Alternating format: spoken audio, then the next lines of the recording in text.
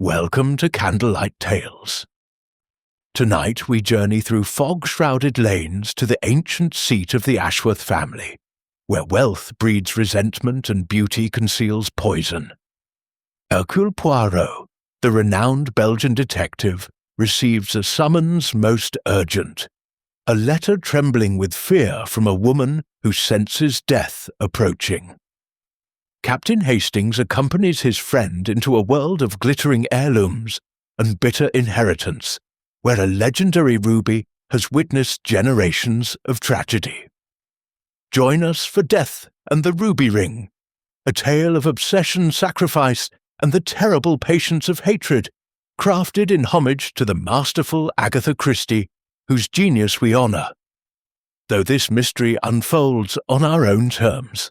Before we begin, tell us in the comments, where are you joining us from tonight? Your presence illuminates our journey through these shadowed mysteries. Now, let the story unfold. Chapter 1. The Summons to Ashworth Hall. The letter arrived on a Thursday morning, its envelope the colour of old ivory and bearing a crest I did not recognize, a serpent coiled around a rose.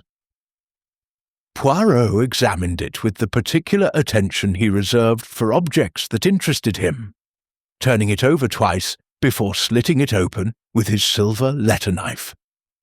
I watched from across the breakfast table as his eyes moved across the page. His expression, typically as composed as a portrait, flickered with something I could not quite name. "Hastings," he said at last, setting down his coffee cup with precision, "we are summoned." "Summoned? By whom?" He passed the letter across the table.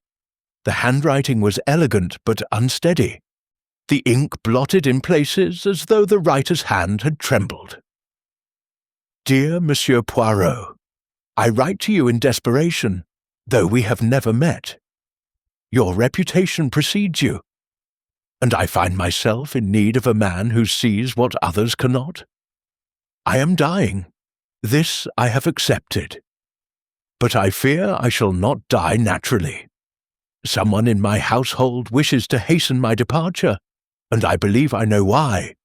The Donovara ruby. Please come to Ashworth Hall with all haste. I cannot say more in writing.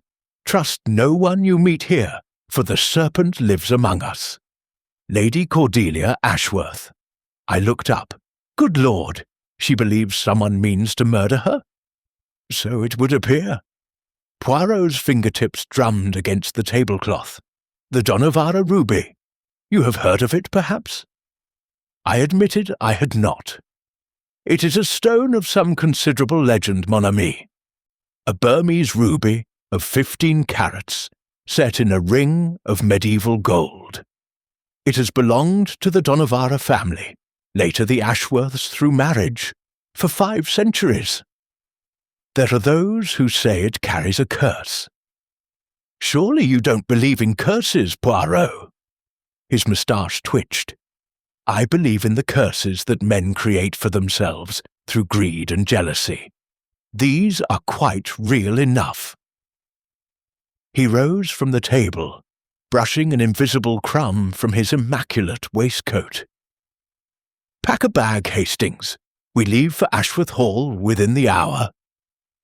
The journey from London carried us deep into the Hampshire countryside, where the October fog clung to the hedgerows like gauze.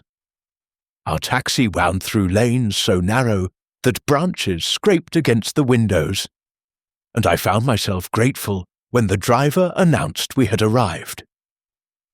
Ashworth Hall emerged from the mist like a spectre made solid. It was a sprawling Tudor manor, its red brick darkened by centuries of English weather, its mullioned windows reflecting the grey sky like blind eyes. Ivy crawled up the eastern wing, and somewhere behind the house rooks cawed their harsh warnings. "Cheerful place," I muttered. Poirot said nothing, but I noticed his eyes sweeping across the facade, cataloguing details I could not perceive. The door opened before we could knock, revealing a butler whose face might have been carved from the same stone as the manor's foundations. He was tall and thin, with eyes that assessed us without warmth. "Monsieur Poirot, Lady Ashworth is expecting you. I am Blackwood. Follow me, please." The interior of Ashworth Hall matched its exterior. Dark wood panelling, ancestral portraits with disapproving eyes, and the faint smell of beeswax and old roses. Blackwood led us through a long gallery where generations of Ashworths stared down at us, their expressions ranging from haughty to melancholic. We were shown into a drawing room where a fire crackled against the autumn chill. The room was furnished in the Victorian style, heavy and ornate, with velvet drapes the colour of dried blood. And there, seated in a wing-back chair near the fire, was Lady Cordelia Ashworth. She was a woman of perhaps 68 years, her white hair swept up in an elegant arrangement, her face bearing the particular pallor of chronic illness. Yet her eyes, dark and sharp as a hawk's, held no weakness. They fixed upon Poirot with an intensity that made me understand why she had survived as mistress of this house for so long. "Monsieur Poirot." Her voice was stronger than I had expected. "You came. I confess I was not certain you would." Poirot bowed with continental grace. "Your letter, Lady Ashworth, it was most compelling. You believe yourself in danger. I know I'm in danger." She gestured to chairs opposite her. "Please sit. We have much to discuss, and I fear little time in which to discuss it." As we settled ourselves, Lady Ashworth's gaze moved to me. "Your companion, Captain Arthur Hastings, madame, my associate and friend. You may speak freely before him." She studied me for a moment, then nodded. "Very well. I shall be direct, Monsieur Poirot, for I have neither the patience nor the energy for prevarication. I am dying, a weakness of the heart, my physician tells me. I have perhaps 6 months remaining, perhaps less." "I am sorry to hear it. Madam, do not be. I have lived a full life, and I am prepared to meet my Maker." Her fingers, thin and spotted with age, gripped the arms of her chair. "What I am not prepared for is to be hurried along by someone in my own household." "You have evidence of this?" "Evidence? No. Instinct? Yes." She leaned forward slightly. "Someone has been tampering with my medications, Monsieur Poirot. Small things, pills rearranged, bottles moved from where I placed them. My evening tisane has tasted bitter these past weeks, though my companion swears she prepares it exactly as always."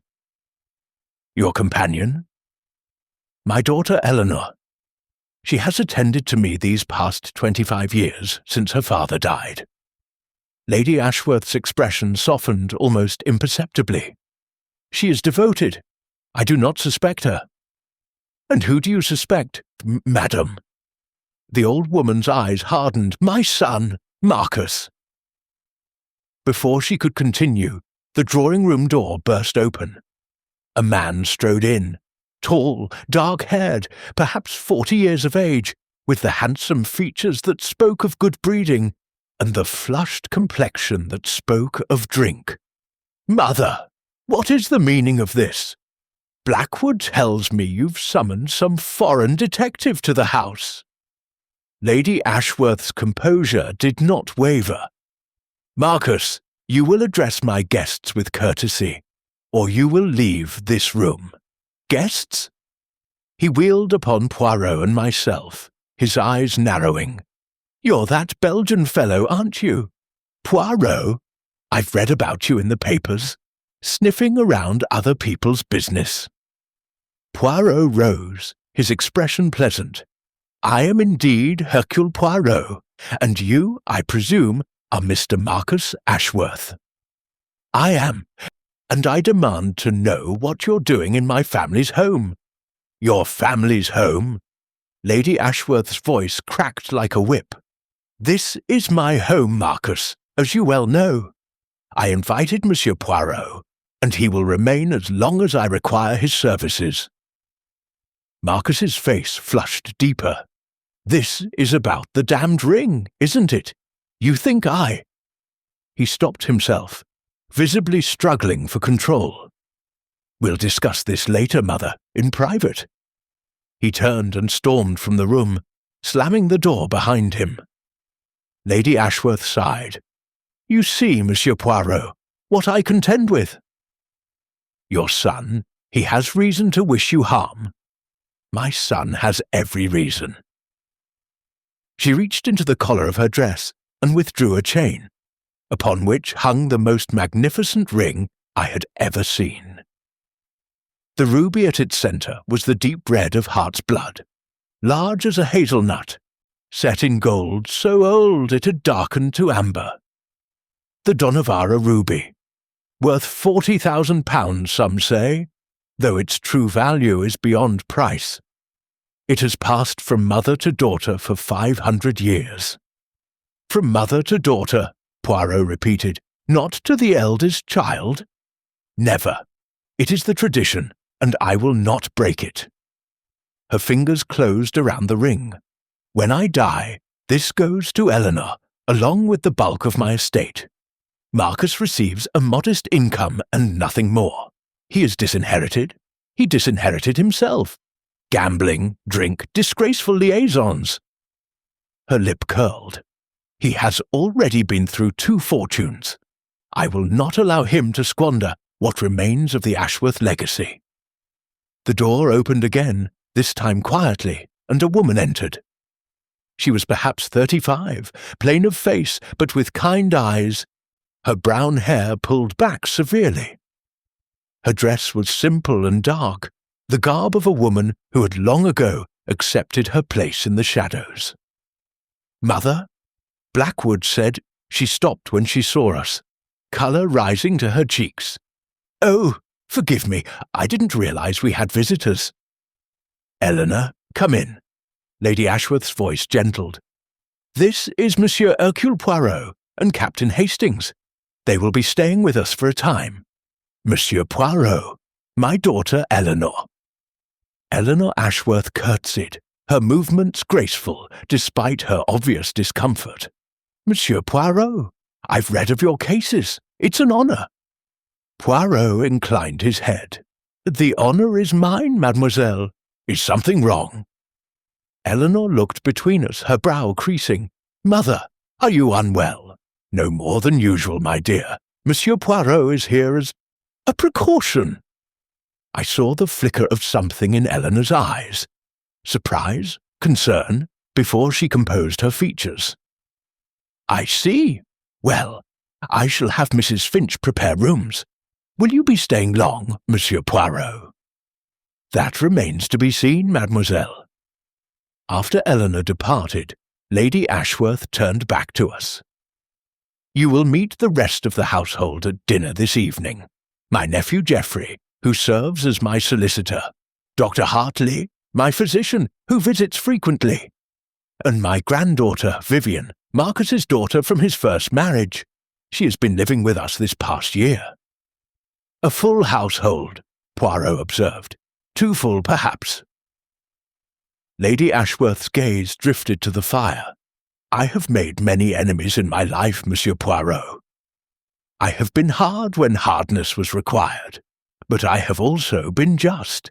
Remember that when you make your judgments." Poirot rose, and I followed. "I make no judgments, madame, until the little grey cells have considered all of the evidence. For now, I shall observe, and perhaps, if you will permit, examine the household routines, particularly those concerning your medications and your evening tisane. You have my full cooperation." She pressed a bell beside her chair. "Blackwood will show you to your rooms. Dinner is at 8. And Monsieur Poirot," she fixed him with those hawk's eyes, "trust no one, not even me." As we followed the silent butler up the grand staircase, I leaned close to Poirot. "What do you make of it?" I make of it, Hastings, that we have entered a house divided against itself. The son who rages, the daughter who serves, the fortune that beckons, and the ruby that glitters at the centre of it all. You think Marcus is the culprit?" Poirot paused on the landing, his eyes moving to a portrait on the wall. A younger Lady Ashworth, beautiful and imperious, the Donavara ruby prominent on her finger. "I think, mon ami, that the obvious suspect is rarely the correct one. And I think that in this house, everyone has secrets worth killing for." He adjusted his cuffs with precision. "But we shall see, we shall see." Chapter 2. A death in the night dinner that evening was an exercise in barely concealed hostility. The dining room at Ashworth Hall was a cavernous space, its long mahogany table capable of seating 20, but laid this evening for 8. Candlelight flickered across crystal and silver, casting dancing shadows upon the walls, where more ancestral portraits gazed down with silent disapproval. Lady Ashworth presided at the head of the table, the Donavara ruby glinting at her throat. She had changed into black silk for dinner, and the contrast between the dark fabric and the blood-red stone was striking. To her right sat Eleanor, quiet and attentive, cutting her mother's meat into small pieces without being asked. Marcus Ashworth had claimed the foot of the table as far from his mother as possible. He had sobered somewhat since the afternoon, but maintained an expression of simmering resentment.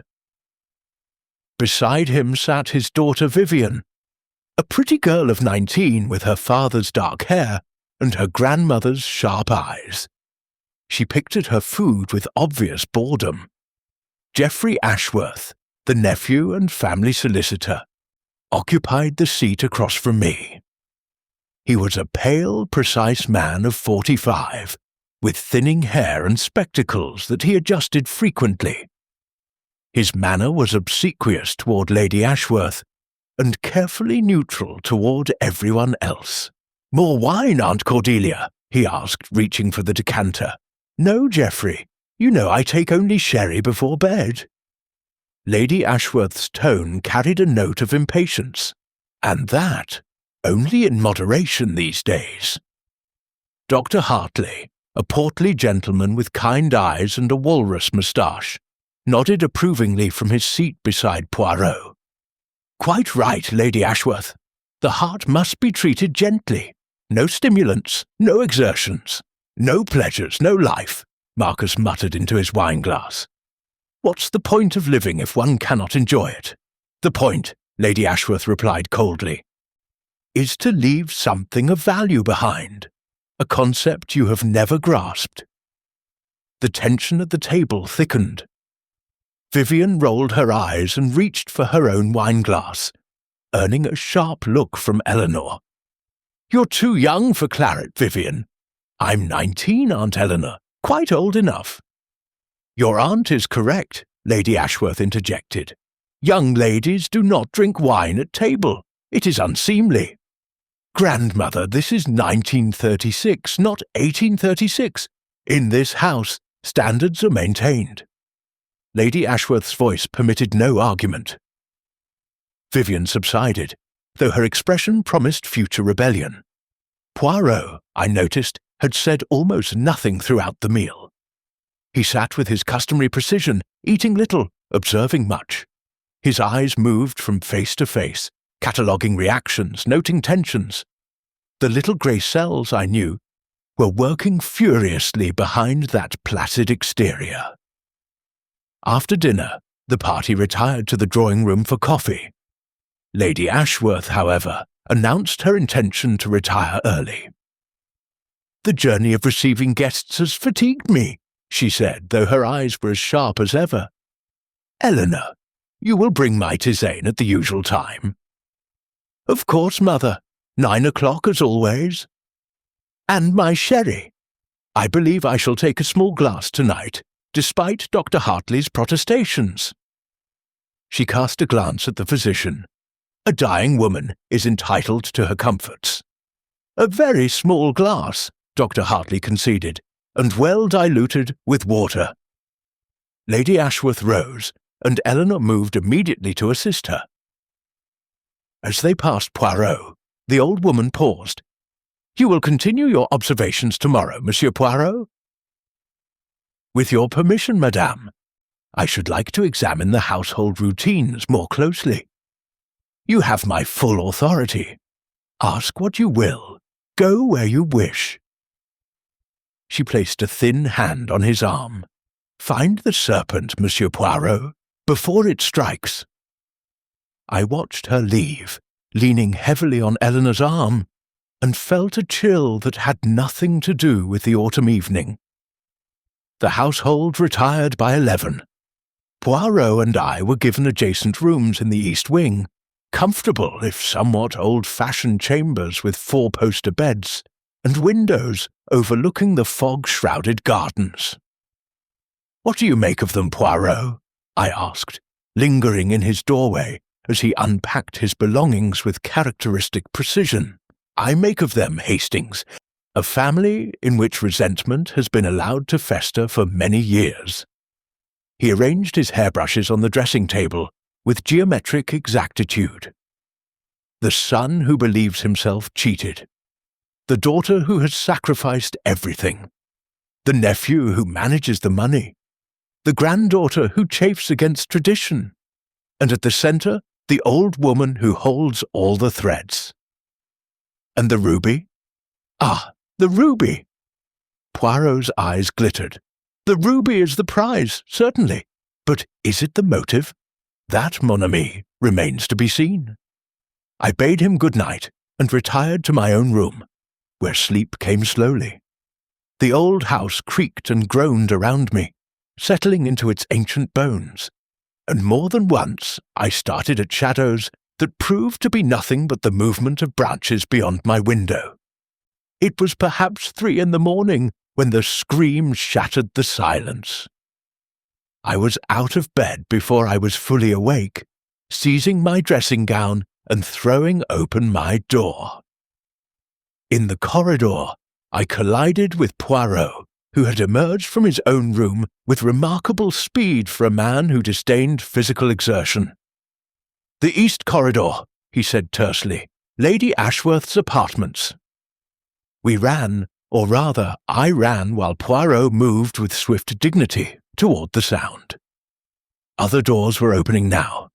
Geoffrey in a paisley dressing gown, Dr. Hartley fumbling with his spectacles, Marcus wild-eyed and dishevelled. Eleanor stood in the doorway of her mother's room, her face the colour of chalk. Her mouth opened and closed, but no sound emerged. Poirot pushed past her gently, and I followed. Lady Cordelia Ashworth lay in her bed, her white hair spread across the pillow like a halo. Her eyes were open, staring at the canopy above, and her face bore an expression of surprise, or perhaps betrayal. One hand was extended toward the bedside table, fingers curled as though reaching for something. She was quite dead. But it was not her death that drew my eye. It was her throat, bare and pale in the candlelight. The Donavara ruby was gone. The next hour was chaos. Dr. Hartley confirmed what we already knew. Lady Ashworth had died sometime in the night, likely between midnight and 2 a.m. The cause, he suggested, was heart failure. Not unexpected given her condition, but the circumstances were troubling. "She seems distressed," he murmured, examining her face. "The expression, and this." He lifted her hand, showing us the fingers, which were slightly blue. "Cyanosis. It can occur with heart failure, but, Poirot prompted. It can also indicate poisoning. Certain substances, digitalis in particular, can cause the heart to simply stop." "Digitalis?" I frowned. "Isn't that foxglove?" "Yes, Captain Hastings. In proper doses, it strengthens the heart. In excessive doses," he shook his head. It stops it entirely. And the symptoms, nausea, visual disturbances, confusion, would be difficult to distinguish from the natural progression of her illness. Eleanor, who had been standing frozen in the doorway, suddenly spoke. "The tisane! I brought her tisane at 9 o'clock, as always. She drank it. She said it tasted bitter. I thought she was merely being critical." Her voice broke, and she pressed a hand to her mouth. Marcus pushed forward. "The ring! Someone's taken the ring. That's what this is about, a robbery and murder." "Let us not leap to conclusions," Poirot said quietly. "First, we must examine the scene. Doctor, you will remain with the body. Touch nothing, if you please. Hastings, fetch the butler. We must send for the police. The rest of you." His eyes swept across the assembled family. "You will wait in the drawing room. No one is to leave this house." "Now see here," Marcus began, "no one." Poirot's voice carried an authority that silenced even Marcus. "A woman is dead, and a valuable jewel is missing. Until the police arrive, I act on Lady Ashworth's authority, an authority she granted me yesterday. You will cooperate, or you will answer for the consequences." One by one, they filed out. I saw Geoffrey's hand trembling as he clutched his dressing-gown closed. Vivian's face was pale, but her eyes were calculating. Marcus muttered curses under his breath. And Eleanor walked as though in a dream, her gaze fixed on some distant point none of us could see. When they were gone, Poirot turned to me. "Now, Hastings, let us see what the room can tell us." The bedchamber was large and ornate, furnished in the heavy Victorian style Lady Ashworth seemed to prefer. A fire had burned low in the grate, and 2 candles still guttered on the mantelpiece. The bedside table held several items: a glass containing the dregs of what appeared to be sherry, a small bottle of pills, a book, and an empty teacup. Poirot bent over the teacup first, sniffing delicately. "Chamomile," he murmured, "and something else, something bitter. The poison? Perhaps." He set the cup down carefully. "We shall need it analyzed." He moved to the sherry glass, subjecting it to the same scrutiny. "This also must be tested. The bottle," he looked around. "Where is the sherry bottle?" I spotted it on a sideboard near the window. Poirot examined it without touching, his brow furrowing. "It is 3/4 full. And see, Hastings," he pointed to the surface of the sideboard. "Dust. Except here, where something has been moved. Recently. Someone disturbed the bottle, or replaced it." He moved to the window, examining the latch. Locked from inside, and the door, also locked, I recalled. Eleanor said she knocked and knocked before fetching the spare key. So, a locked room, a dead woman, a missing jewel. Poirot's eyes swept the chamber once more. And a killer who is either very clever or very fortunate. Or both, I said grimly. Or both. He paused beside the bed, looking down at Lady Ashworth's face. She knew Hastings. She knew someone meant her harm. And yet she died nonetheless. His voice hardened. This killer, they shall not escape the justice they deserve. The little grey cells, they are already working. He reached out and gently closed her eyes. Rest now, madame. Hercule Poirot will find your serpent. Chapter 3. The Gathering of Secrets. Inspector Graves of the Hampshire Constabulary arrived shortly after dawn. A lean man with a fox-like face and eyes that missed little. He listened to Poirot's account with a mixture of respect and wariness.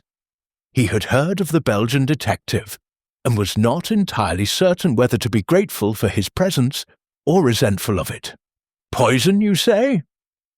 Graves examined the teacup and sherry glass, now carefully preserved on the bedside table. We'll have these sent to the laboratory in Winchester. Results by tomorrow, with luck. The sooner, the better, Inspector. The killer is among us, and delay favours only the guilty. Graves nodded slowly. And the ruby? £40,000, I'm told. That's motive enough for murder. Perhaps Poirot's tone was non-committal. Or perhaps the theft is designed to make us think so. You believe otherwise? I believe nothing yet, Inspector, but I have learned to distrust the obvious. He adjusted his cuffs with precision.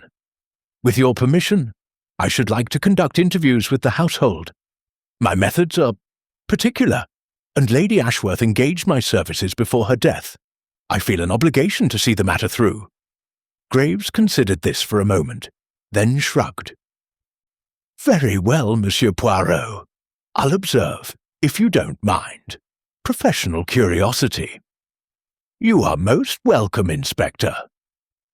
The interviews were conducted in the library, a room lined with leather-bound volumes that appeared never to have been read. Morning light filtered through tall windows, illuminating motes of dust that hung in the air like suspended questions. Marcus Ashworth was the first to be summoned. He entered with the belligerence of a man who knows he is suspected and resents it bitterly. I didn't kill my mother, he announced before anyone could speak. Whatever you may think of me, I am not a murderer. Please sit down, Monsieur Ashworth. Poirot gestured to the chair opposite him. No one has accused you of anything. Haven't they? Marcus laughed harshly. I saw the way you looked at me yesterday. The disinherited son. The black sheep. How convenient for everyone if I were guilty. Where were you last night, between the hours of 9 and 2? In my room, alone, drinking? He shrugged. I have no alibi, if that's what you're asking. But then neither does anyone else in this house, I imagine. You argued with your mother yesterday afternoon, before dinner. Marcus's face tightened. Who told you that? Eleanor, I suppose. Dear, devoted Eleanor, always watching, always listening. What was the nature of the argument? For a moment, I thought Marcus would refuse to answer. Then his shoulders sagged slightly, and some of the fight went out of him. Money, he said flatly. What else? I asked her, begged her, for an advance on my inheritance. I have debts, significant debts, men who are not patient. And she refused. She laughed at me. His voice was bitter. Told me I had made my bed and must lie in it. Said she would see me in the gutter before she gave me another penny. That must have made you very angry. Angry? Marcus met Poirot's eyes directly. Yes, I was angry, furious. I could have strangled her with my bare hands at that moment. He paused, seeming to realize what he had said. But I didn't. I went to my room and drank myself into oblivion. When I woke, it was to Eleanor's screaming. Poirot was silent for a moment. Then, the Donovara ruby. What do you know of its disappearance? Nothing. I never touched the damned thing.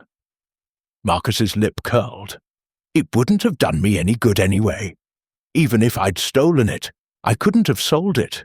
Too famous, too recognizable. Every jeweller in Europe knows the Donovara ruby. An interesting observation, Monsieur Ashworth. I may be a failure in my mother's eyes, but I'm not a fool. He rose abruptly. Are we finished? I need a drink. For now, monsieur, but please remain available. Marcus stalked out without another word. Vivian Ashworth entered next, her youth and prettiness somehow out of place in the sombre atmosphere. She sat with careful grace, arranging her skirts as though posing for a portrait. This is terribly exciting, she said, and I stared at her in disbelief. I mean, tragic, of course. Grandmother was a difficult woman, but she was still my grandmother.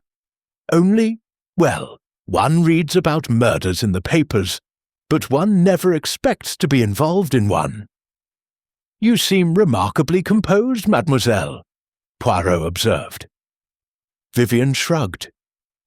"Should I weep and wail? I barely knew her, really. I've only been living here a year, and grandmother made it quite clear I was a burden she tolerated rather than a grandchild she loved. Why did you come to live here? Papa's debts," she said it matter-of-factly. "After his second wife divorced him, there was nowhere else to go.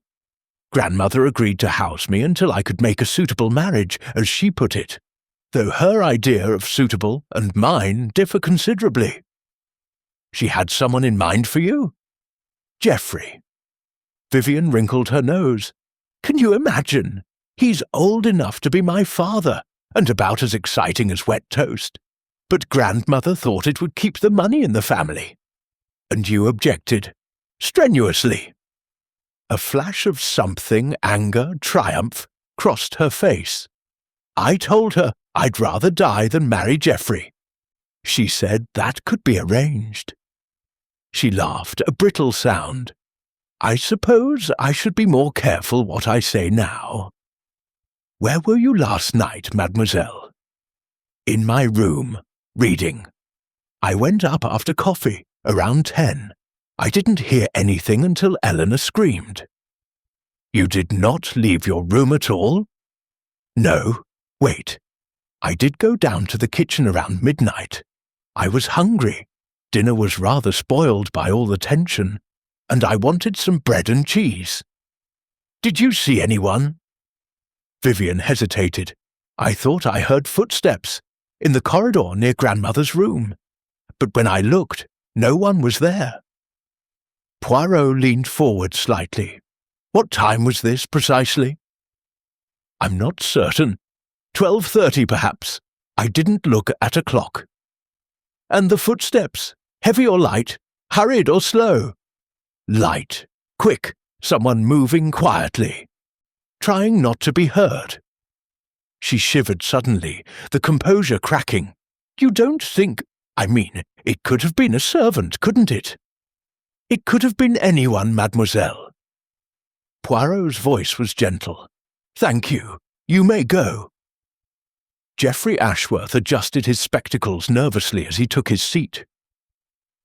The morning light revealed dark circles under his eyes, and his hands trembled slightly as they rested on his knees.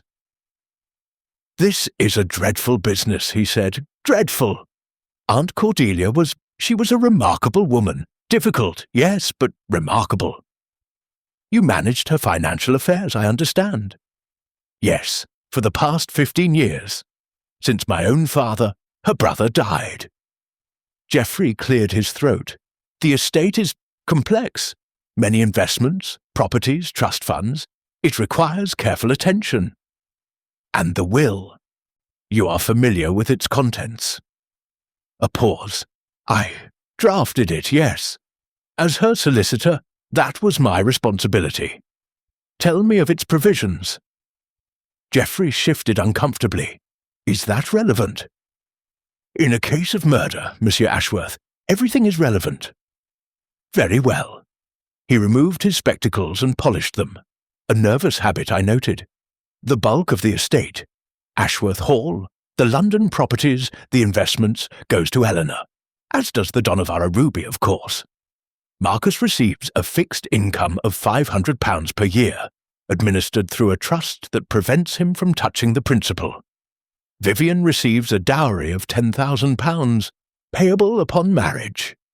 And I," he hesitated, "yes, I receive nothing directly, but I am retained as administrator of the trusts, at a fee of £1,000 per annum."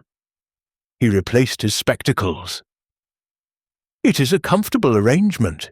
I had no reason to wish my aunt dead. And yet, with Eleanor inheriting, you might expect to retain your position indefinitely. Eleanor is not a woman of business, I think." Geoffrey's cheeks coloured. "I don't see what you're implying." "I imply nothing, monsieur. I merely observe." Poirot steepled his fingers. "Where were you last night?" "In my room.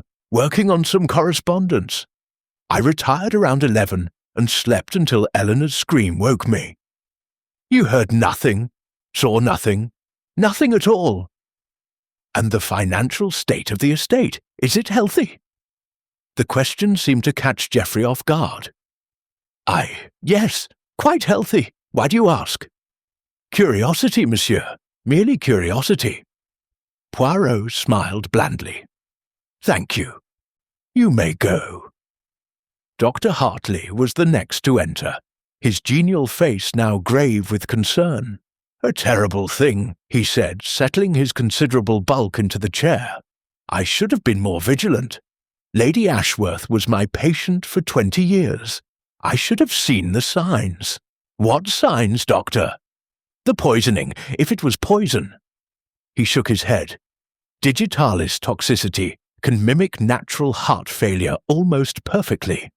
Nausea, weakness, irregular heartbeat, she complained of all these in recent weeks. I attributed them to her condition. I was wrong.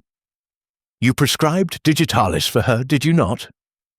In small doses, yes. For her heart. It's common practice. His face darkened. But someone gave her far more than I prescribed. Far more. Who had access to her medications? Anyone in the household, theoretically. The bottles were kept on her bedside table. Eleanor administered them, of course, but Lady Ashworth insisted on checking each dose herself. She was not a trusting woman. And yet she trusted you, Doctor. Hartley met Poirot's eyes steadily. I have been physician to this family since before Eleanor was born. I delivered both her and Marcus. I closed my old friend Lord Ashworth's eyes when he died. I had no reason, none whatsoever, to harm Lady Cordelia. Where were you last night? I stayed late after dinner. Lady Ashworth asked me to examine her. She'd been feeling unwell. I left around 10:30.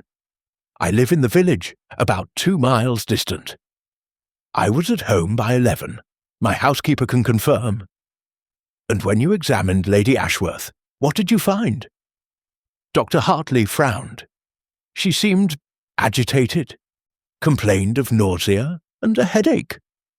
Her pulse was slightly irregular, but not dangerously so. I told her to rest, to take her tisane, and to send for me in the morning if she felt worse. Poirot's eyes sharpened. She complained of nausea at 10:30, before she drank her sherry. Yes, she said she'd felt poorly since dinner. I assumed it was anxiety. Your arrival had stirred up considerable family tension. I see. Poirot was very still. Thank you, Doctor. That is most illuminating. When Hartley had gone, Poirot turned to me, his expression thoughtful. You perceive it, Hastings? Perceive what? The timing. He rose and paced before the window. Lady Ashworth was already ill at 10:30, nausea, headache, irregular pulse, the early symptoms of digitalis poisoning, and yet she did not drink her sherry until after the doctor left. Then the sherry wasn't poisoned? Perhaps not. Perhaps the poison was administered earlier, in the tisane, as we suspected. Or, he paused, or in something else entirely. But Eleanor brought the tisane at 9 o'clock. That would fit with symptoms appearing by 10:30. Précisément. Poirot nodded slowly. And yet, Hastings, I am troubled. Something does not fit. Something I cannot yet see. He stood at the window, staring out at the fog-shrouded gardens, and I knew that the little grey cells were working furiously. We have one more interview, he said at last. The most important one. Eleanor? Eleanor. He turned from the window. The devoted daughter. The one who prepared the tisane. The one who inherits everything. His eyes glittered. The one who found the body. Chapter 4. Shadows and Whispers. Eleanor Ashworth entered the library like a woman walking to her own execution. The colour had not returned to her cheeks since the previous night. and her plain brown dress seemed to hang more loosely on her frame, as though grief had already begun to consume her from within. "Please, mademoiselle, sit." Poirot's voice was gentle. "I understand this is difficult." "Difficult." Eleanor repeated the word as though testing its weight. "Yes, I suppose that is one way to describe it." She lowered herself into the chair, her movements mechanical. "My mother is dead, murdered, they say, and everyone believes I did it. Do they? Don't they?" Her eyes met Poirot's directly. "I prepared her tisane. I brought it to her room. I inherit everything. The logic is inescapable. Monsieur Poirot, if I were you, I would suspect me too. And yet you protest your innocence? Because I am innocent." Her voice cracked slightly. "I loved my mother. I devoted my life to her. 25 years, Monsieur Poirot. 25 years of fetching and carrying, of enduring her criticisms and her demands, of watching my youth slip away while I played nursemaid to a woman who never once said thank you." The bitterness in her voice was raw and startling. I saw Poirot's eyebrows rise slightly. "You resented her," he observed quietly.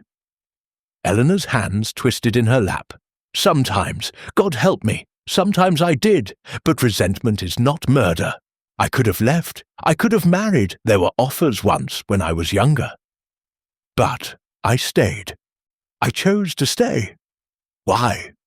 Because she was my mother." Eleanor's voice dropped to barely a whisper. "Because someone had to care for her.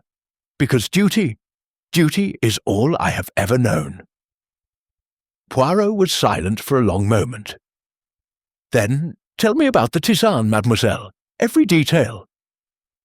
Eleanor drew a shaky breath. "I prepared it as I always do. Chamomile flowers from the garden, dried and stored in the kitchen, boiling water, a spoonful of honey. I brought it to her room at 9 o'clock precisely." "You prepared it yourself, in the kitchen?" "Yes. Mrs. Finch, the cook, was there, cleaning up after dinner. She saw me make it." "And no one else touched the cup between the kitchen and your mother's room?" "No. I carried it directly upstairs." "Your mother drank it in your presence?" Eleanor nodded. "She took a few sips while I plumped her pillows and drew the curtains. She said," her voice wavered, "she said it tasted bitter. More bitter than usual. I told her it was a new batch of chamomile, perhaps stronger than the last. And then I left. She said she wanted to rest before taking her sherry and reading. I went to my own room. I didn't see her alive again." Poirot leaned forward. "The chamomile, where is it stored?" "In a jar in the kitchen, on the shelf above the stove." "And anyone in the household would have access to this jar?" Yes, I suppose so. The kitchen is not locked." "Merci, mademoiselle." Poirot rose. "You have been most helpful. I have one more question. The ruby ring, when did you last see it?" Eleanor's hand moved unconsciously to her own throat. "At dinner. Mother was wearing it as always. She never took it off. She said it was safer on her person than in any vault. And yet it is gone. Yes." Eleanor's face crumpled. "Someone took it from her body. What kind of monster would do such a thing? That, mademoiselle, is precisely what I intend to discover." After Eleanor departed, Poirot summoned Mrs. Finch, the cook. She was a stout woman of 60, with flour-dusted hands and suspicious eyes. "I've nothing to say about the family," she announced before Poirot could speak. "I mind my own business, I do." "A commendable philosophy," Poirot replied smoothly. "I wish only to ask about the kitchen. The chamomile that Miss Eleanor uses for Lady Ashworth's tisane. Where precisely is it kept?" Mrs. Finch pointed to an imaginary shelf. "Up a cupboard, above the stove. Blue jar with a white lid. Been there for years." And who has access to this cupboard? Anyone who comes into my kitchen, I suppose, though I don't appreciate people poking about in my stores." She sniffed disapprovingly. "In the past week, have you noticed anyone poking about?" Mrs. Finch's eyes narrowed. "Now that you mention it, I did see something odd. 2 nights ago, no, 3, I came down for a glass of warm milk, couldn't sleep, and there was someone in the kitchen. Who? Couldn't say. They heard me coming and slipped out the back door, but I saw the cupboard was open, the one with the chamomile." Poirot's eyes gleamed. "Could you see anything of this person? Their height? Their build? It was dark." Mrs. Finch shook her head. "But I heard their footsteps, light, quick, like they were wearing soft-soled shoes." Light, quick. The same description Vivian had given of the footsteps she heard near Lady Ashworth's room. "Thank you, Mrs. Finch. You have been most helpful." We spent the remainder of the morning examining the house. Poirot moved through the corridors with careful attention, pausing at windows, testing doors, examining the layout with the precision of a general surveying a battlefield. It was in the servants' corridor that we made our first significant discovery. "Hastings, observe." Poirot knelt beside a section of panelling that looked no different from any other. "The dust here. It has been disturbed, recently." I peered at the wall. "I don't see anything." "Because you do not look with the eyes of Hercule Poirot." He pressed against the panel, and to my astonishment, it swung inward, revealing a narrow passage beyond. Good Lord! A hidden passage! Indeed, the old houses, they are full of such secrets. Poirot produced a small torch from his pocket. He was always prepared, and shone it into the darkness. "Come, Hastings, let us see where this leads." The passage was cramped and dusty, barely wide enough for a man to pass. Cobwebs brushed against my face, and I suppressed a shudder. Poirot, despite his fastidious nature, pressed forward without complaint. The passage twisted and turned, clearly following the spaces between walls. We passed what appeared to be peepholes, tiny openings that would allow observation of the rooms beyond, and I felt a crawling sensation along my spine. Someone had built this house with secrets in mind. Finally, the passage ended at another panel. Poirot pressed it open, and we emerged into Lady Ashworth's dressing room, I breathed. It was a small chamber adjoining the main bedroom, filled with wardrobes and a vanity table. The connecting door to the bedroom stood open, and beyond it I could see the bed where Lady Ashworth had died. "So," Poirot murmured, "someone could enter this room, and thus the bedroom, without using the main door, without being seen in the corridor. The locked room puzzle is solved. One puzzle, perhaps, but not the central one." He examined the panel through which we had entered. "See here, the dust is disturbed on both sides. Someone has used this passage recently, more than once. The killer, or someone else with secrets to keep." He moved to the vanity table, examining its surface. "Hastings, what do you make of this?" I joined him. The table was cluttered with the paraphernalia of a lady's toilette: brushes, combs, bottles of perfume. But Poirot was pointing at something else. A small bottle, half hidden behind a powder box. "Digitalis," I read from the label, "but this isn't the bottle from the bedside table. No, this is a second bottle, hidden." Poirot lifted it carefully with his handkerchief, and see, it is nearly empty. Someone has been using this extensively. The poison source? Almost certainly. He pocketed the bottle. But the question remains, who placed it here? And who knew of this passage? We found Blackwood in the butler's pantry, polishing silver with mechanical precision. He looked up as we entered, his expression as unreadable as ever. "Monsieur Poirot, Captain Hastings, how may I assist you?" "The hidden passages in this house," Poirot said without preamble. "You know of them?" Something flickered in Blackwood's eyes. Surprise, perhaps? Or wariness? "There are old stories, sir. The house was built during the reign of Elizabeth. It was a time when Catholic families needed discretion. Priest holes. Yes, sir, and passages connecting them. Most have been sealed or forgotten over the years, but not all." Blackwood hesitated. "I know of one passage, sir. It runs from the servants' corridor to the old dressing room in the east wing." "Lady Ashworth's dressing room?" "Yes, sir." His voice was carefully neutral. "The passage has been unused for decades. Lord Ashworth, the late Lord Ashworth, had it sealed when he inherited the house. He said it was unseemly, servants being able to spy on their betters. And yet," Poirot said softly, "the seal has been broken recently." Blackwood's composure cracked, just slightly. I was not aware of that, sir." "Who else knows of this passage?" "The family, I would assume.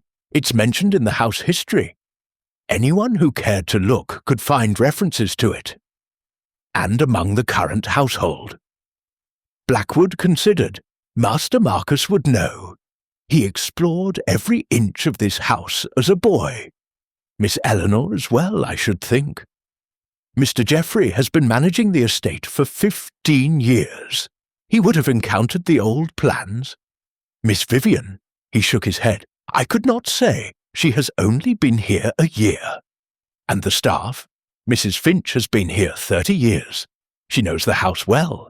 The maids are newer. They would not know. Thank you, Blackwood." Poirot turned to leave, then paused. "One more question. On the night of Lady Ashworth's death, did you see or hear anything unusual?" "No, sir. I retired at 10:30, as is my custom. I slept until Miss Eleanor's screams woke me." "You did not hear footsteps? Movement in the corridors?" "Nothing, sir." Blackwood's face was impassive.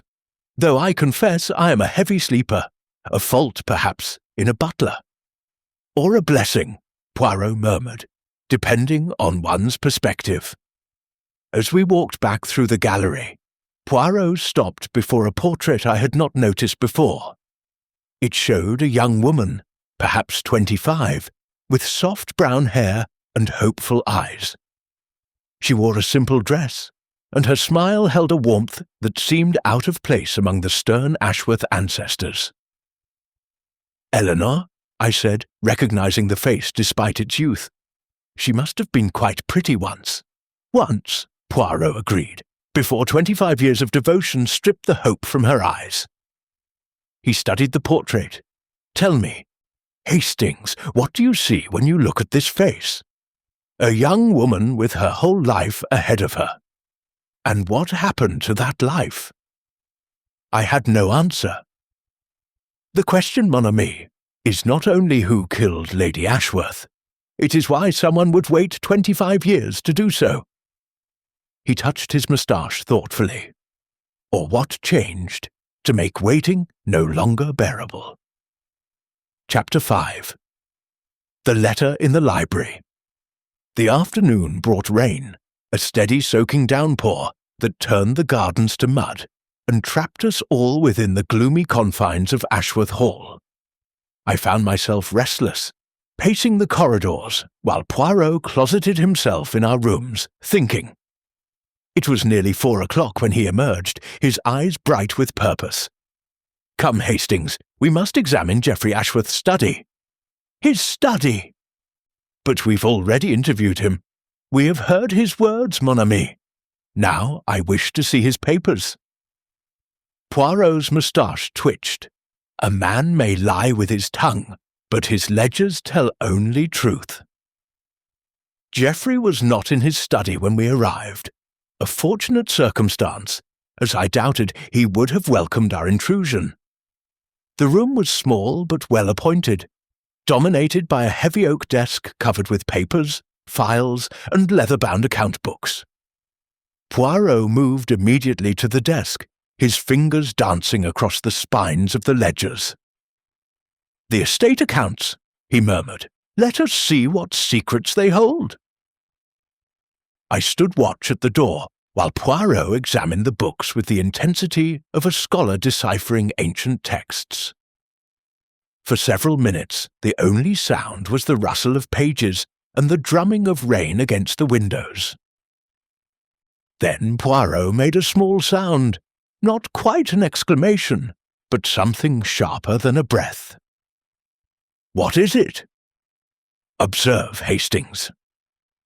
He turned the ledger toward me, pointing at a column of figures. "The estate income for the past 3 years. Do you see?" I peered at the numbers. They seem to be declining. Declining, yes, but more than that, they are being redirected. His finger traced a series of entries. Here, monthly transfers to an account in London. Substantial sums, £500, 800, 1,000. Embezzlement? Perhaps, or perhaps something else. He flipped to another page. And here, payments to a Dr. Morrison in Harley Street. Considerable payments, over many months. Dr. Morrison, not Dr. Hartley. No, a different physician entirely. One that Lady Ashworth, apparently, knew nothing about. Poirot's eyes narrowed. The question is, who was seeing this Dr. Morrison, and for what purpose? Before I could respond, we heard footsteps in the corridor.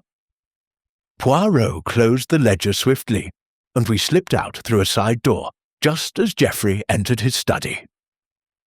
The library, when we returned to it, was occupied. Eleanor sat alone in a window seat, staring out at the rain-lashed gardens. She did not look up as we entered. "Mademoiselle Ashworth!" Poirot's voice was gentle. "You are troubled." "Troubled." She laughed softly without humour. "My mother is dead, Monsieur Poirot. Everyone believes I killed her. And I find myself unable to grieve properly because—" She stopped, pressing her fingers to her lips. Because part of me is relieved." The words came out in a rush, as though she could no longer contain them. Does that make me a monster? 25 years I served her.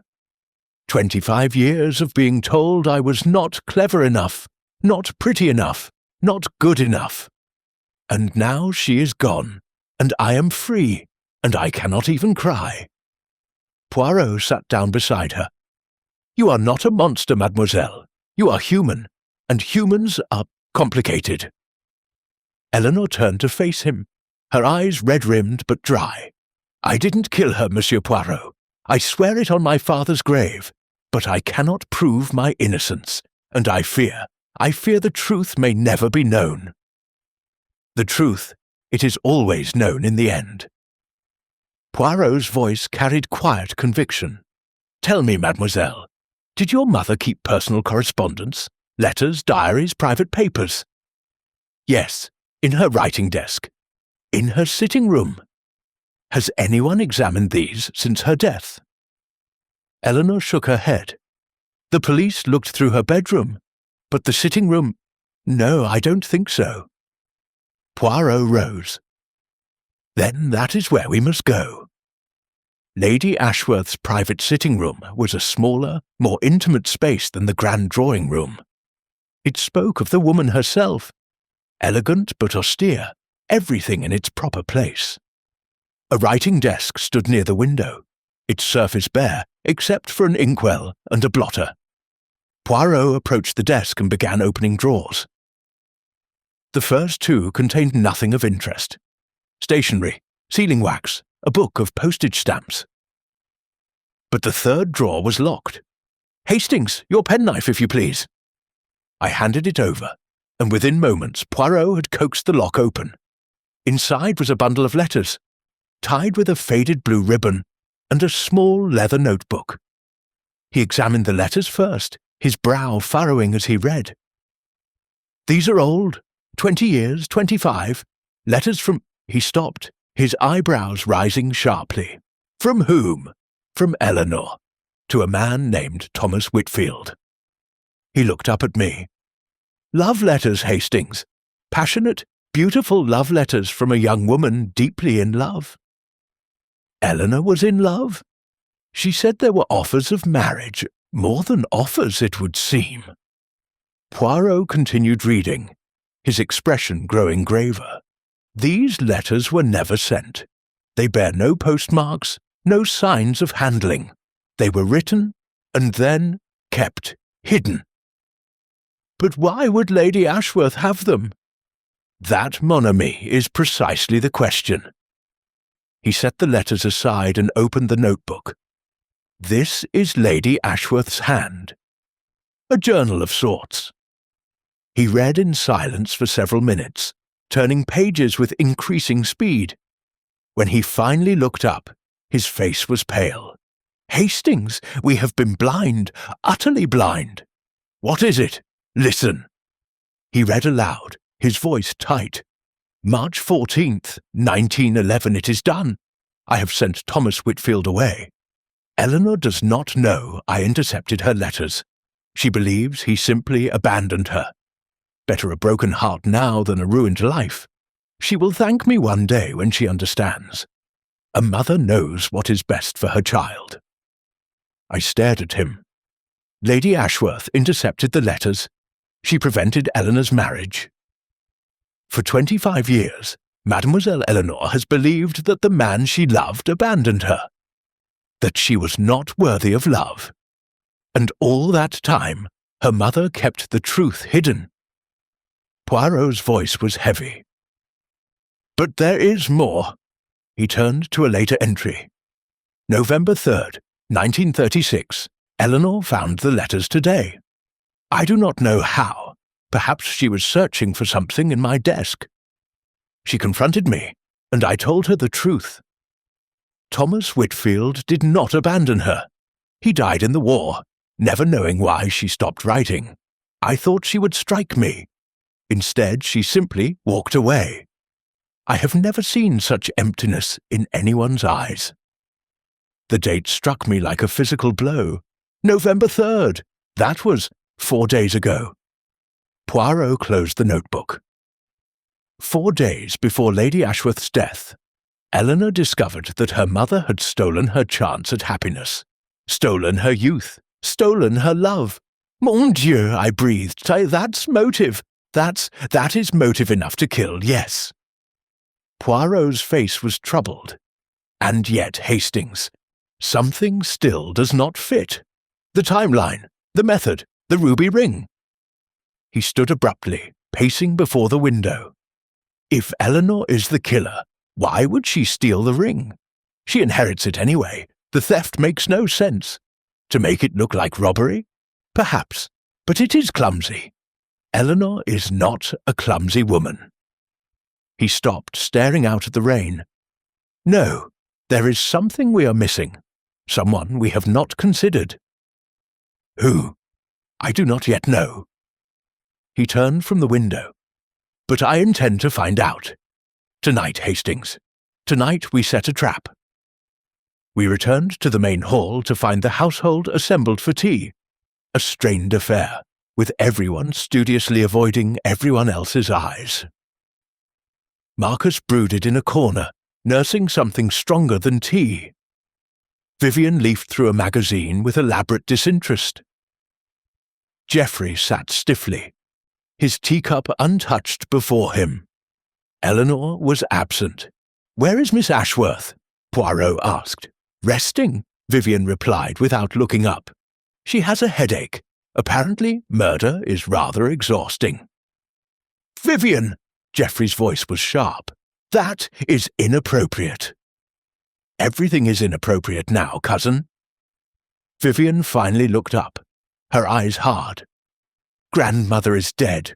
The ruby is gone, and we're all trapped in this mausoleum waiting to be accused." She threw down the magazine. "I, for one, am heartily sick of it." She stormed out, nearly colliding with Blackwood, who was entering with a fresh pot of tea. The butler maintained his composure with admirable professionalism, stepping aside to let her pass. "Monsieur Poirot." Blackwood approached, his voice low. "A word, if I may." We withdrew to the hallway, out of earshot of the others. "What is it, Blackwood?" The butler's face was troubled. "I was not entirely truthful this morning, sir, about the hidden passage." Poirot's eyes sharpened. "Continue. I said it had been unused for decades. That was not accurate." Blackwood swallowed. "I have seen someone using it, recently, within the past fortnight." "Who?" "I cannot be certain, sir. It was night, and I saw only a shadow. But the figure was slight, small, moving quickly."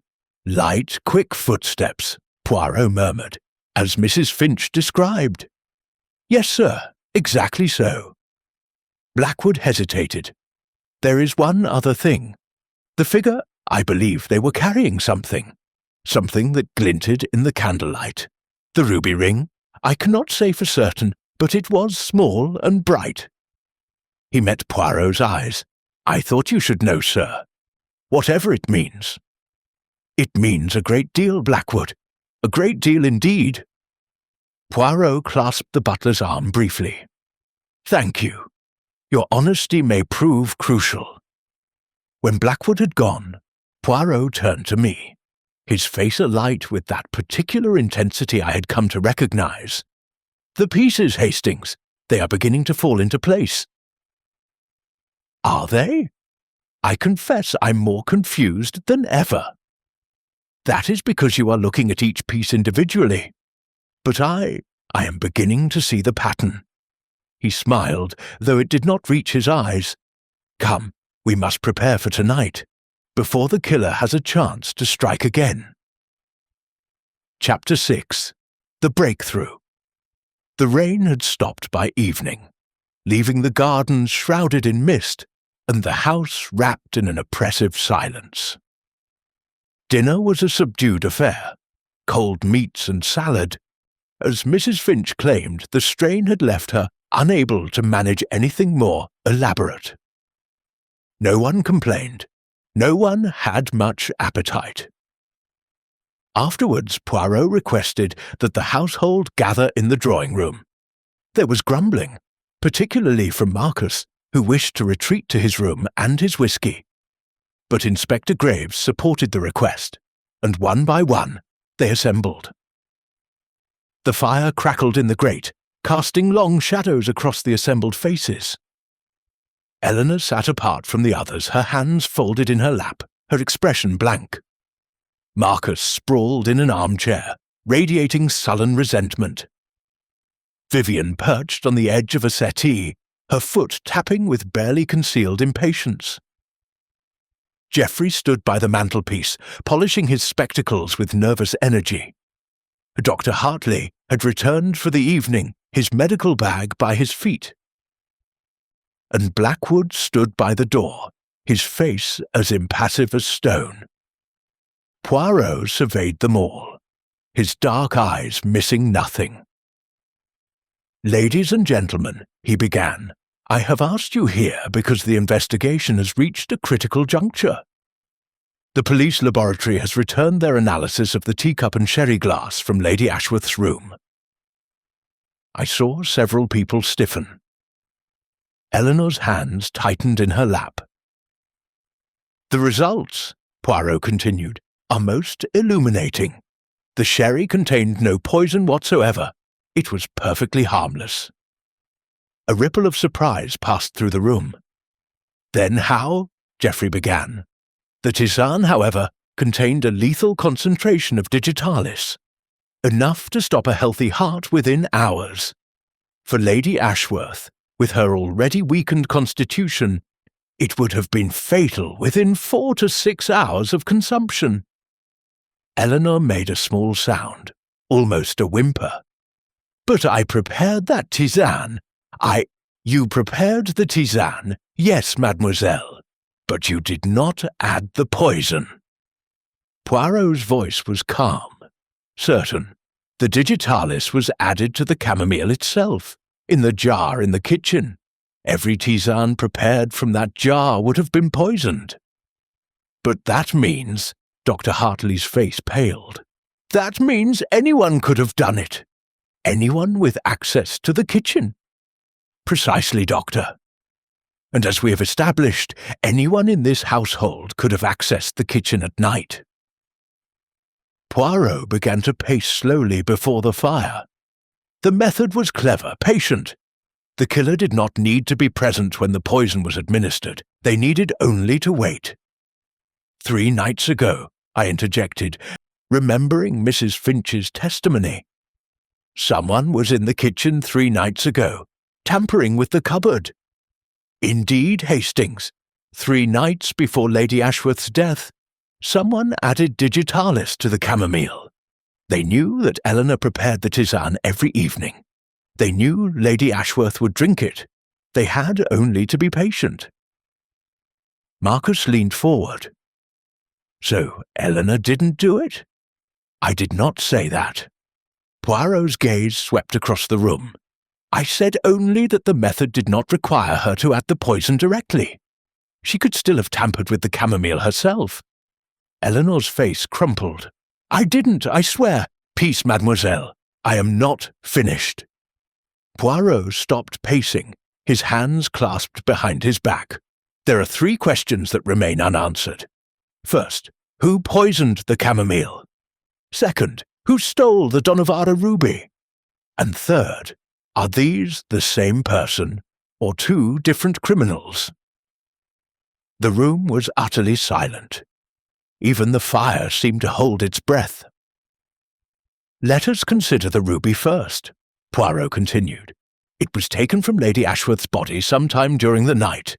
The room was locked from inside, the windows were fastened. And yet the ruby vanished. The hidden passage, Geoffrey said quietly. Yes, Monsieur Ashworth, the hidden passage. Poirot nodded. A passage that connects the servants' corridor to Lady Ashworth's dressing room. A passage that someone has been using recently, as the butler himself observed. Blackwood shifted uncomfortably. But here is the curious thing, Poirot continued. If the killer used the passage to enter the room and steal the ruby, why bother with the poison at all? They could simply have smothered Lady Ashworth in her sleep. It would have been quicker, more certain, and would have left no evidence. Perhaps they wanted it to look natural, Vivian suggested. Heart failure, like the doctor said. Perhaps, but there is another possibility. Poirot's voice dropped. What if the person who stole the ruby is not the same person who administered the poison? What if we are dealing not with 1 criminal, but 2? The suggestion hung in the air like smoke. That's preposterous, Marcus sputtered. 2 people independently decided to victimize my mother on the same night? It is unlikely, I agree. And yet the evidence suggests exactly that. Poirot turned to face the fireplace, his profile sharp in the flickering light. Let us consider the poison first. Who had motive to kill Lady Ashworth? Everyone in this room, apparently, Vivian muttered.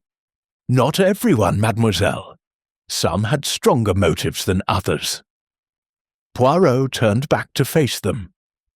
Monsieur Marcus, you were disinherited. You have gambling debts that threaten your very existence, and yet your mother's death does not help you. You inherit only a modest income, not the principal. Killing her gains you nothing. Marcus's face reddened, but he said nothing. Miss Vivian, you chafed under your grandmother's rules, but you had only to wait. A suitable marriage would have secured your independence and your dowry. Murder was unnecessary. Vivian's eyes narrowed, but she remained silent. Monsieur Geoffrey, you manage the estate. With Eleanor inheriting, your position is secure, perhaps more secure than before, as Eleanor is unlikely to question your management. Poirot paused, unless, of course, There were irregularities you wished to hide. Geoffrey's hand jerked, nearly dropping his spectacles. I don't know what you mean. I think you do, monsieur. The payments to Dr. Morrison in Harley Street. The funds redirected from the estate accounts. Would you care to explain these? The colour drained from Geoffrey's face. That has nothing to do with murder? Perhaps not, but it has everything to do with secrets. Poirot's gaze was merciless. Who was seeing Dr. Morrison, Monsieur Geoffrey? And why were you paying for it from estate funds? For a long moment, Geoffrey said nothing. Then, slowly, he seemed to deflate. It was Vivian, he said quietly. Vivian's head snapped up. Geoffrey! I'm sorry, my dear. But he'll find out, anyway. Geoffrey removed his spectacles and rubbed his eyes. Vivian came to me 6 months ago. She was in trouble, the kind of trouble that ruins young women. Understanding dawned. She was pregnant, I said. Yes. Geoffrey's voice was barely audible. The father was unsuitable, a married man. If Lady Ashworth had found out, Vivian would have been cast out without a penny. So you arranged for her to see a specialist, Poirot said, discreetly, paid for from estate funds that Lady Ashworth would never examine closely. I was trying to protect her. Geoffrey looked at Vivian, his eyes pleading.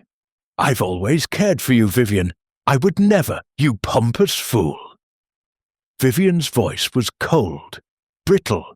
You thought I would be grateful? That I would marry you out of obligation? She laughed harshly. I would rather have faced grandmother's wrath. Mademoiselle Vivian. Poirot's voice cut through the tension. On the night of your grandmother's death, you told us you heard footsteps in the corridor near her room. Light, quick footsteps. Yes, so. And yet, you were in the kitchen at midnight, by your own admission. Getting bread and cheese, you said. Poirot tilted his head. But the kitchen is in the west wing. Lady Ashworth's room is in the east. How did you happen to hear footsteps so far from where you were? Vivian's composure cracked, just for an instant. I must have been mistaken about the time. Or perhaps you were not in the kitchen at all. Perhaps you were somewhere else entirely. Poirot stepped closer to her. Somewhere like the hidden passage. That's ridiculous. I didn't even know about any passage. Blackwood has told us that anyone who examined the house history would know of it. The old plans are in your Uncle Geoffrey's study, the same study you have visited many times. Poirot's voice hardened. You knew of the passage, mademoiselle, and you used it. Vivian's face had gone white. You can't prove that. Can I not? Poirot reached into his pocket and withdrew a small object. Even in the firelight, it glittered with unmistakable brilliance, the Donavara ruby. Gasps echoed through the room. Eleanor half rose from her seat, her hand outstretched. Marcus swore loudly. Geoffrey staggered back against the mantelpiece. Where? Vivian's voice was strangled. Where did you? I found it this afternoon, Poirot said calmly. Hidden in your room, mademoiselle, inside a hollow book on your shelf. A copy of Pride and Prejudice, rather appropriately. You searched my room. You had no right. I had every right, mademoiselle. A woman is dead, and a valuable jewel was stolen. Inspector Graves authorized my search. Poirot held up the ring, letting the firelight catch its depths. You stole this from your grandmother's body. The question is, did you also kill her? Vivian's mask finally shattered. Tears sprang to her eyes, and she pressed her hands to her face. I didn't kill her, she sobbed. I swear I didn't. She was already dead when I got there. Explain. I needed money. The words came tumbling out between sobs. Geoffrey's help came with strings attached. He wanted me to marry him, and I wouldn't, but I had debts. The father, he was threatening to expose me if I didn't pay him off. Blackmail, I said grimly. Yes, he wanted £5,000. I didn't have it. But the ruby was worth 40,000. I thought if I could take it, sell it abroad, no one would know. She wiped her eyes. I knew about the passage from the old house plans. I'd been using it for weeks, watching grandmother, learning her routines. That night, I waited until everyone was asleep and slipped into her room. What time was this? After 1 o'clock. But when I got there, Vivian shuddered. She was already dead. Her eyes were open, staring. I almost screamed, but I couldn't if anyone found me there. So you took the ring and fled? Yes. Her voice was barely a whisper. I took the ring and went back through the passage. I thought it would look like robbery, that no one would suspect the family. You contaminated a crime scene and stole from the dead, Inspector Graves said harshly. That's a serious offence, Miss Ashworth. But I didn't kill her. Vivian looked desperately at Poirot. You have to believe me. When I found her, she was already cold. She'd been dead for hours. Poirot studied her face for a long moment. Then, slowly, he nodded. I believe you, mademoiselle. You are a thief, but you are not a murderer. He turned to face the room again. Which means the killer is still among us. His gaze swept across the assembled faces, coming to rest at last on the one person who had remained utterly silent throughout the entire confrontation. Eleanor Ashworth. And now, Mademoiselle Eleanor, Poirot said softly, I think it is time for the truth. Chapter 7. The Drawing Room. Revelation. Eleanor did not move. She sat perfectly still, her hands folded in her lap, her face as pale and composed as marble. Only her eyes betrayed her, dark pools of something I could not name. Fear, resignation, relief. The truth, Monsieur Poirot? Her voice was steady. I have told you nothing but the truth. You have told me truths, yes, but not the whole truth. Poirot moved to stand before the fireplace, his small figure somehow commanding the attention of everyone in the room. You have told me of your devotion to your mother, of the tisane you prepared each night, of the bitter taste she complained of, but you have not told me about the letters. Eleanor's composure flickered. Letters? The letters you wrote to Thomas Whitfield 25 years ago. The letters your mother intercepted. The letters that were never sent. Poirot's voice was gentle but relentless. The letters you discovered in her desk 4 days before her death. A soft gasp escaped Eleanor's lips. Her hands, so carefully folded, began to tremble. How did you— Your mother kept a journal, mademoiselle. It was most illuminating. Poirot reached into his pocket and withdrew the small leather notebook. She wrote of intercepting your correspondence, of sending Thomas Whitfield away, of watching you believe yourself abandoned, unloved, unworthy, for 25 years. The room had gone deathly silent. Even Marcus, who had been shifting restlessly, was now utterly still. She stole my life, Eleanor's voice cracked. 25 years. I could have been happy. I could have been loved. But she decided that Thomas wasn't good enough, that I wasn't capable of making my own choices. So she simply erased him. And when you discovered the truth? Eleanor's eyes glistened with unshed tears. I confronted her. I demanded to know why. Do you know what she said? A bitter laugh escaped her. She said she had done it for my own good, that Thomas would have made me unhappy, that I should be grateful. Grateful, Poirot repeated softly. Grateful for 25 years of loneliness, grateful for watching my youth slip away, grateful for being nothing more than a servant in my own home." Eleanor's voice rose, raw with decades of suppressed pain. "I gave her everything, everything, and she took the one thing I ever wanted for myself. So you decided to kill her." The words fell like stones into still water. Eleanor closed her eyes. "No, no, I wanted to kill her." Eleanor opened her eyes, and now the tears fell freely. "God help me, I wanted to. When I read those letters, my letters full of love and hope and dreams, I felt something break inside me. I could have strangled her with my bare hands. But you did not. No, I walked away. I went to my room and I wept until I had no tears left, and then—" she drew a shaky breath, "and then I began to plan." The room seemed to contract around us. I felt the hairs rise on the back of my neck. "To plan her murder," Inspector Graves said grimly. "No." Eleanor shook her head. "To plan my escape. I was going to leave, Inspector. For the first time in 25 years, I was going to walk away from this house and never return." I had begun to pack. I had written to an old school friend in Cornwall, asking if I might stay with her. I was going to be free. She looked at Poirot, her gaze steady despite the tears. "I did not kill my mother, Monsieur Poirot.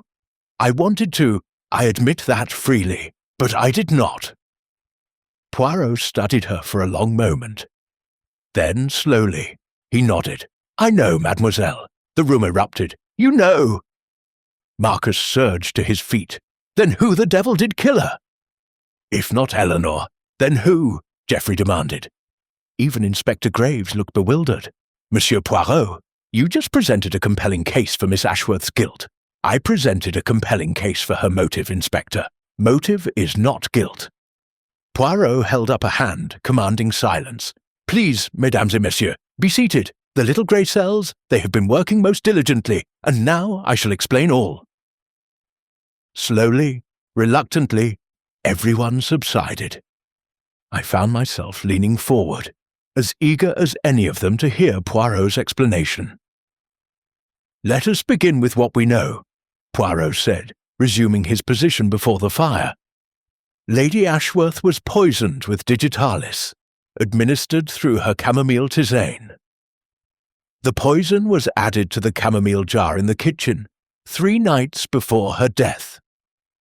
This means the killer did not need to be present when the poison was consumed. They needed only patience. He began to pace, his hands clasped behind his back. Now, who had access to the kitchen? Everyone in this household. Who knew of Lady Ashworth's nightly tisane ritual? Everyone. Who knew that Eleanor prepared it? Everyone." He paused. "So we must look not at opportunity, but at motive and method." "Eleanor had the strongest motive," Graves pointed out.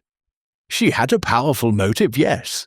But consider, Inspector, would a woman who had just discovered her mother's betrayal plan such a patient, methodical murder?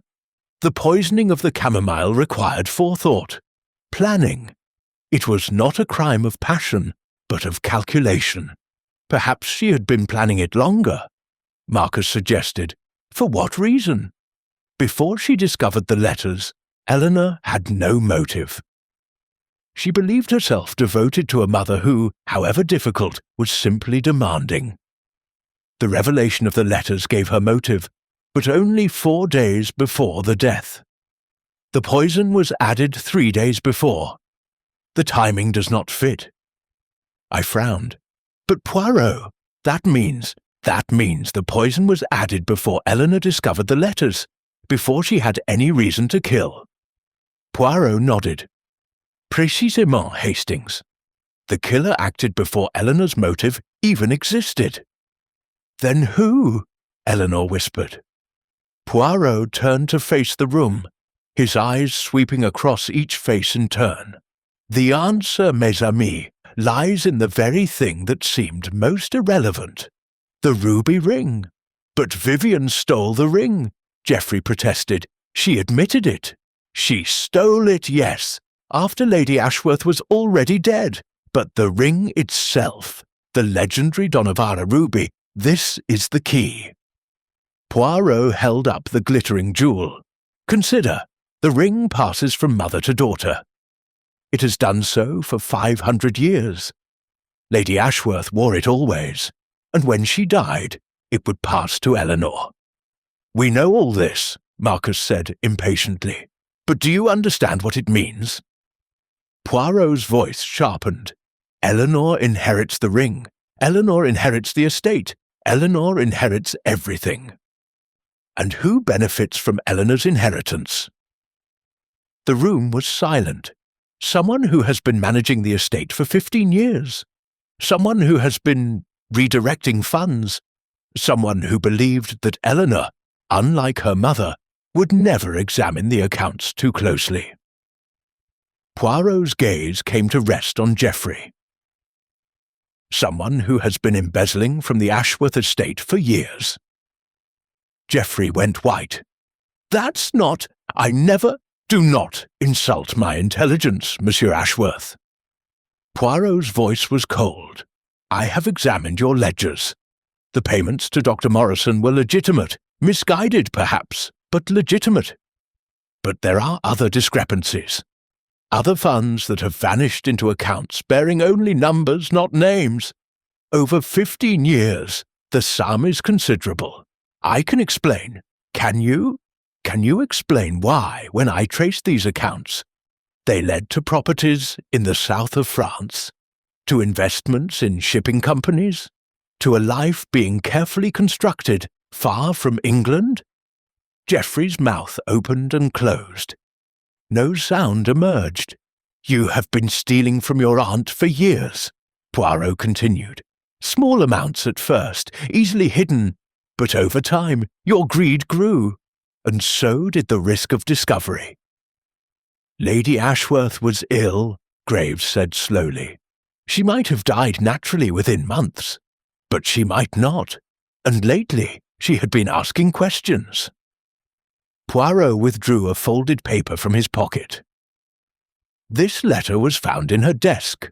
A draft, never sent, addressed to a firm of accountants in London. She was planning an independent audit of the estate. Geoffrey made a strangled sound. If that audit had occurred, your embezzlement would have been discovered. You would have faced prison, disgrace, the loss of everything you had worked to build. Poirot's voice was implacable. So you decided to act.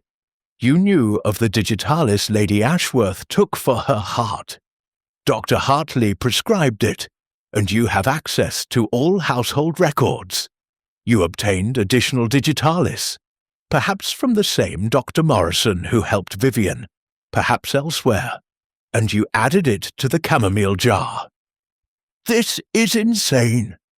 Geoffrey's voice was high, desperate. You have no proof. Do I not? Poirot reached into his pocket again and withdrew a small glass bottle. This bottle of digitalis was found hidden in Lady Ashworth's dressing room, but it does not belong to her. The label bears the name of a pharmacy in London. A pharmacy, Monsieur Geoffrey. That is located 2 streets from your London club. Geoffrey stared at the bottle as though it were a serpent. You visited that pharmacy 3 weeks ago. The chemist remembers you, a nervous gentleman with spectacles, purchasing digitalis for an elderly relative with heart trouble. He thought nothing of it at the time. Poirot pocketed the bottle, but he will remember it very well when Inspector Graves asks him to identify you. Geoffrey's legs seemed to give way. He sank into a chair, his face grey. It wasn't supposed to happen like this. Confess, monsieur. It will go easier for you. For a long moment, Geoffrey said nothing. Then, slowly, the fight went out of him. She was going to ruin me, he whispered. 15 years of careful work, 15 years of building something for myself, and she was going to destroy it all with one audit. He laughed bitterly. Do you know what it's like, Monsieur Poirot, to be the poor relation, to manage a fortune you'll never possess, to watch others live in luxury while you scrape by on fees and favours? So you killed her. I had no choice. Geoffrey's voice was hollow. The audit would have exposed everything. I would have lost my position, my reputation, my freedom. I couldn't let that happen. And you let Eleanor take the blame. Geoffrey flinched. I didn't mean, when you started asking questions, I thought Eleanor had motive too. If the investigation pointed to her, you would escape. Poirot's voice was cold with contempt. You would let an innocent woman hang for your crime. I didn't think it would go that far. Geoffrey looked desperately around the room. I thought the police would rule it natural causes. Lady Ashworth was old, her heart was weak, everyone expected her to die.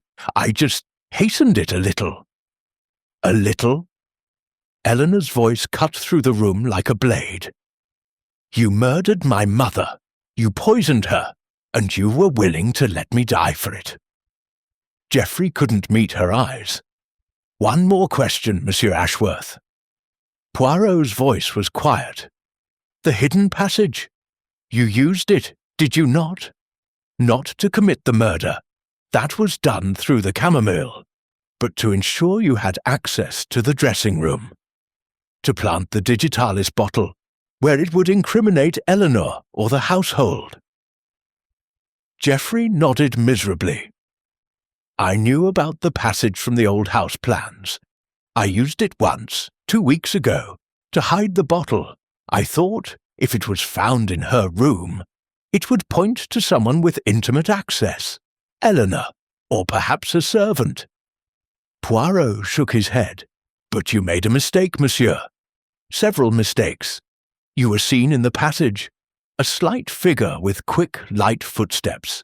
You were heard in the kitchen, and you purchased the digitalis under your own face from a pharmacy that keeps excellent records. The little grey cells, I murmured. The little grey cells. They see what others miss, Hastings. Poirot turned to Inspector Graves. I believe you have heard enough, Inspector. Graves stepped forward, his face grim. Geoffrey Ashworth, I am arresting you for the murder of Lady Cordelia Ashworth. You are not obliged to say anything, but anything you do say may be given in evidence. Geoffrey did not resist as Graves took his arm. He seemed almost relieved, as though the weight of his guilt had finally become too heavy to bear. As they led him from the room, he paused at the doorway and looked back at Eleanor. I'm sorry, he said, I never meant for you to suffer. Eleanor's face was stone. Goodbye, Geoffrey. And then he was gone. The aftermath was subdued. Vivian was quietly taken into custody for the theft of the ruby, though Poirot suggested to Graves that leniency might be appropriate given her circumstances. The ring itself was returned to Eleanor, who held it in her palm and stared at it as though she had never seen it before. Marcus, surprisingly, approached his sister before retiring. Eleanor. He hesitated, clearly uncomfortable. I'm sorry. For everything. For suspecting you. For all of it. Eleanor looked at him for a long moment. Then, slowly, she nodded. We've both been prisoners in this house, Marcus. Perhaps it's time we set ourselves free. She slipped the Donavara ruby onto her finger, the first time I realized she had ever worn it. It glittered in the firelight, beautiful and ancient and finally, perhaps free of its curse. Later that night, Poirot and I sat alone in the drawing room. The fire had burned low, and shadows gathered in the corners. A sad case, Poirot, I said quietly. All that bitterness, all those secrets. The saddest, Hastings, are not the murders we solve, but the lives we uncover. Poirot stared into the embers. Lady Ashworth stole her daughter's happiness out of misguided love. Geoffrey stole her life out of greed. And Eleanor lost 25 years to a lie. At least she's free now. Free, yes, but the years cannot be returned. The love cannot be recovered. Thomas Whitfield died in the war, never knowing why the woman he loved abandoned him. Poirot sighed. There are some crimes, mon ami, that even justice cannot repair. And the ruby? I glanced at the door through which Eleanor had departed, the ancient stone glittering on her finger. The ruby will endure. It has witnessed 5 centuries of human folly, love and hatred, loyalty and betrayal. It will witness 5 centuries more. Poirot rose, adjusting his cuffs with precision. But we, Hastings, have done what we can. The guilty are punished, the innocent are cleared, and the truth is known at last. He moved toward the door, then paused. There is a saying, Hastings. The love of money is the root of all evil, but I think perhaps it is not quite accurate. His dark eyes were thoughtful. It is not the love of money, but the fear of losing what we have stolen, whether money or time or another person's happiness, that drives us to the darkest deeds. A philosophical observation, Poirot. I am on occasion a philosophical man. He smiled, though it did not quite reach his eyes. Come, Hastings. Tomorrow we return to London. Tonight, I think I shall take a tisane. He paused, then added with a faint twinkle, though perhaps not chamomile. The end.